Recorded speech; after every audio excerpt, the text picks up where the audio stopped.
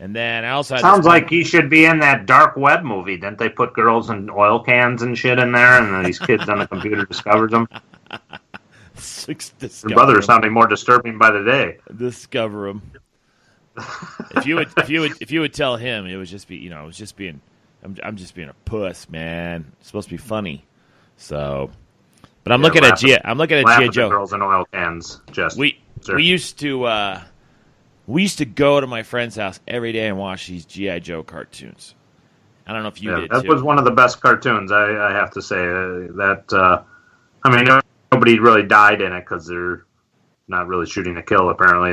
Everybody parachutes out of the planes, and they're shooting lasers, not guns, so nobody's technically getting shot by a bullet, because that wouldn't be very kid-friendly. Do you remember that every time they shot like one of the Cobra Commander guys and stuff, that it would just blow up, and then everybody was always parachuting? Yeah, so nobody dies. They're all parachuting away, so, you don't want to kill anybody off, then you can't sell his toy. Why are they going to want to buy a toy who's dead? Did you think about that? You're like, son of a bitch. I don't want to. Snake eyes. As you get older, you think about, that's just lasers. I mean, I went when they started re-releasing them back on DVDs and all that, and I believe I got all of them again. When they got re-released, because a lot of times those go out of print and then they're super expensive. And now, if you don't have a streaming service that has them on there, you'll never get a hold of it and be able to see them. But, I gobbled them up. When I seen something on a good deal, I would buy them. Because, it took me back watching that stuff again. Because the stories were pretty cool. They, the early G.I. Joes were really, Cobra was a real terror. They weren't kind of like a joke. They had the weather machine that they were going to control the weather, kind of like HARP with Jesse Ventura on his conspiracy show talking about the satellites in Alaska or whatever, the HARP. So Cobra had that idea first. They were taking control of the satellites, and they were causing disasters across the world. So all these episodes were like 5-part, like multi-drama episodes. Like, how is G.I. Joe going to stop these terrorists? And they were pretty heavy stuff. I mean, for a kid and for an adult watching them, a few years back again, I was like, this is pretty cool, actually. So based on that, your Cobra Commander started terrorism. Yeah, pretty much. But they got really silly by the end. It started to get a little silly, but if you look at the early multi-part episodes, they were pretty serious cartoons. I mean, for kids, they'd have you glued in like any type of serious cartoon or drama. I mean, they still pretty hold up today. I mean, you start to get into the later ones, like you were saying, Sergeant Slaughter, and who's just kind of a loudmouth, usually tossing his own guys around, and obviously he'd be going to sensitivity training, if not kicked out of the military, if he was doing that stuff today. But I don't think he'd be wearing a tank top either to battle. Here, a whistle. I got something for you. I got one of the PSAs here. Is your mom there? No, I'm home alone. Well, you won a prize. What's your address? 42 Oak Street. Hey, Roblox, some stranger's bringing me a prize. A stranger, huh? All he wanted to bring you was trouble. Remember, never tell anyone you're home alone, and never give anyone your address. I'll say Mom can't come to the phone. Smart thinking. Now I know. And knowing is half the battle. G.I. Joe! Now, we can laugh at the spoofs of those. In all seriousness, though, if you look and go back at the PSAs, that's actually pretty cool, because for all the garbage that the kids watch nowadays and goofy, mindless shit that's out there, those PSAs were actually giving good advice to the kids. Never mind how G.I. Joe happens to show up to give them the advice out of nowhere, but, that's actually good advice that they're giving the kids, like, get out of the pond when there's an electrical storm, don't play around with chemicals in the cupboard when you don't know what the hell is, any of them mean. When Doc comes up to the window out of nowhere, and in the spoof he's singing Jamaican music to him, but in the real PSA he's actually giving them warning. Hey, don't play around with first aid stuff where you have no clue what it is. So you are right, though. It is good. It's good advice, but I think it was funny when that guy pulls the guy always the guy that's like the the voice, that voice that was the stranger, is a voice that you hear on tons of cartoons. It actually sounded a lot like the dude from Scooby-Doo. No, the guy from Scooby-Doo. The blonde-haired guy who wore the scarf. Fred. Didn't it sound like Fred? No, but Fred, I thought Fred was Caucasian. I didn't imagine that. Dude, Roadblock, I thought. Roadblock. Not Roadblock, the bad guy. The bad guy. He sounded yeah, no, like that Fred probably was Scooby-Doo. him, yeah. That was probably him. I couldn't hear it too well on my end, but yeah, that was probably him, because that same type of accent that he had, as Fred and stuff, yeah, that was probably him on there. Yeah, I'll do it again. I think it was funny. It's like, all he wanted to do was give you trouble. Yeah, see, that sounds a lot like Fred. Yeah, I'm pretty sure that was Fred, probably, yeah. I got. You want a prize? I can hear it now. Yeah, that's definitely Fred from Scooby-Doo. Is your mom there? No, I'm home alone. Yeah. You want a prize. But that voice is also the voice of Flint, I believe.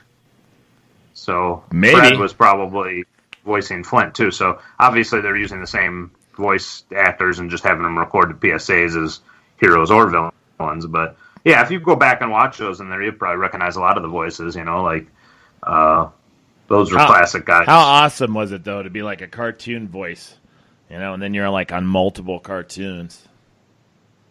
Well, yeah, to Chris Lotta, his stage name was Chris Lotta.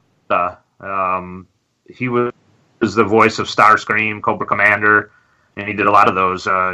He's been since passed away, but yeah, he had the most distinct voice, like the Cobra Commander voice. And he'd have the same voice as Starscream, like "Hey, Megatron," and so it'd be like the same whiny pitch, But you could clearly tell it's the same actor doing it.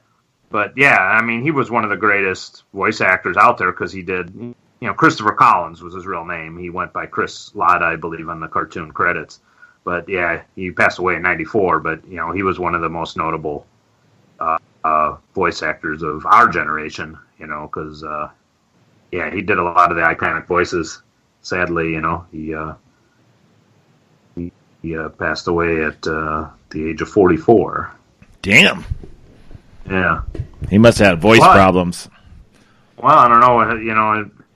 Look at what he died of, but I know on the contrast, Peter Cullen, the voice of Optimus Prime, he's still doing stuff today, even in the new Transformers Bumblebee movie, which I highly recommend, by the way, if we ever cover it. But definitely, if you love the 80s and you love the music, the cartoons, and the designs of the original Transformers, all that stuff's in the Bumblebee movie, so I highly recommend, if you're a fan of the 80s, anything, that whole entire soundtrack is good stuff. It took me back. It was a good nostalgia trip, and it was cool. The designs were cool. It took me back to the old cartoon and what probably Transformers should be.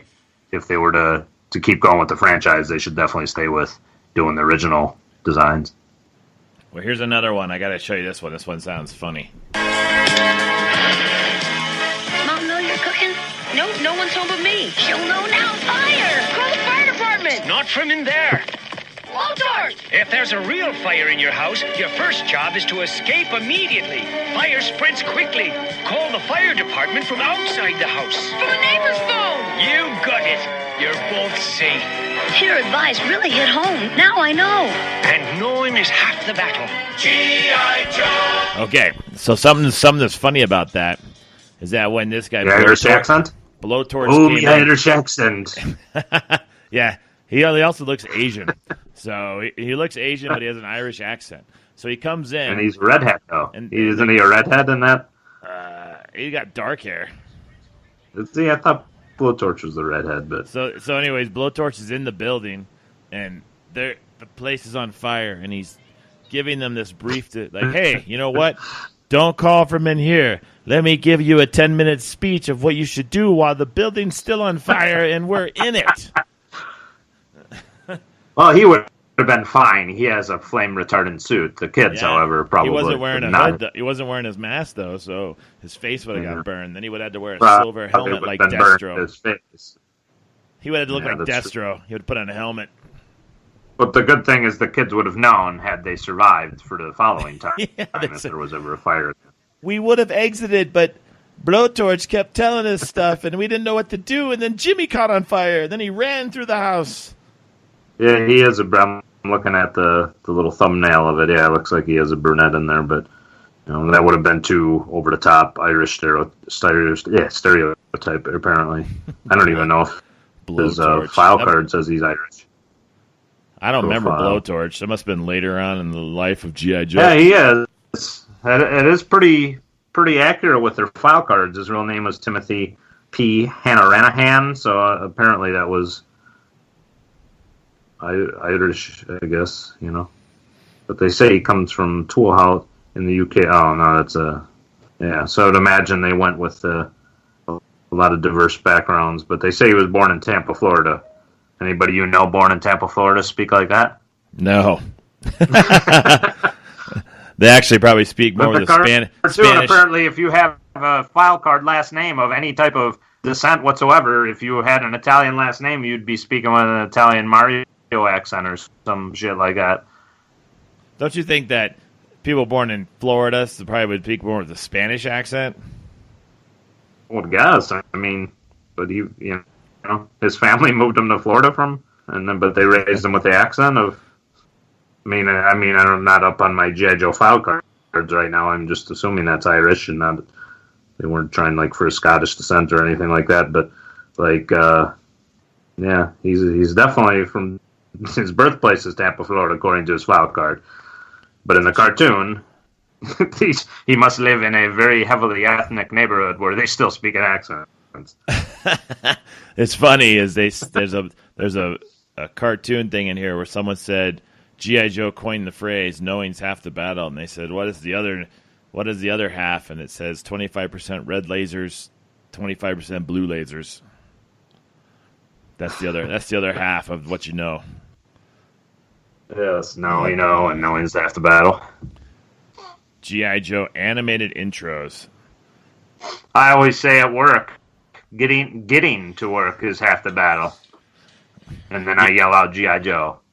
That was the other guy. I think I did have that snow job guy. That was the guy, the skier guy. That was his name.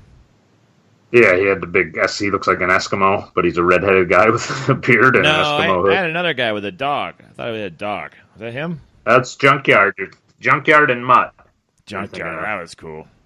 Yeah. Junkyard. You'll fight for freedom.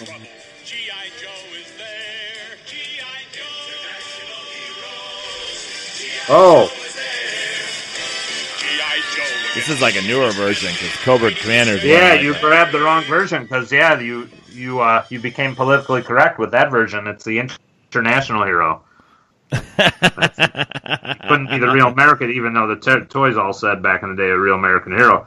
So when they went all global and shit, they changed the cartoon to say he's an international hero. How about this one? You know what this is?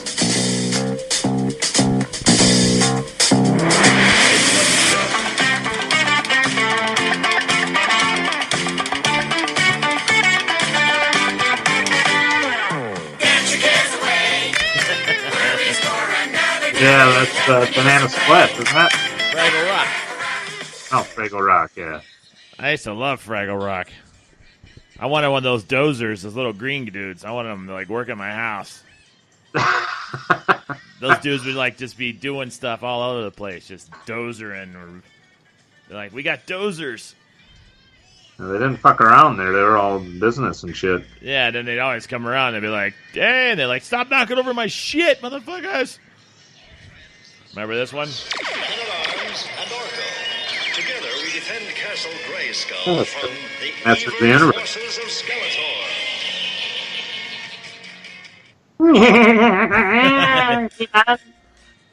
I never watched Gumby Bears. Gumby Bears? Who the fuck? Spectre Gadget I watched.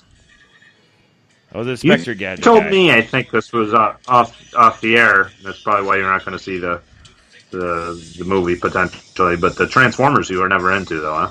Not really. But I might go watch Bumblebee just for the hell of it. Now, this is a show I liked a lot. I'm going to get to the intro here.